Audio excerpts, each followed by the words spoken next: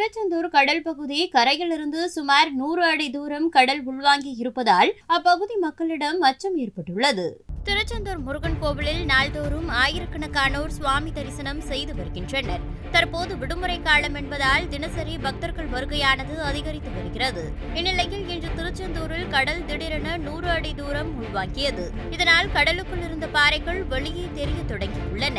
மேலும் பக்தர்கள் ஆபத்தை உணராமல் நடுக்கடலில் குளித்து வருகின்றனர். அவர்களுக்கு போலீசார் தொடர்ந்து ஒலிபெருக்கி மூலம் எச்சரித்து வருகின்றனர். போலீசாரின் அறிவுரையை பொருட்படுத்தாமல் பக்தர்கள் கடலுக்குள் இறங்கி நீராடி வருகின்றனர்.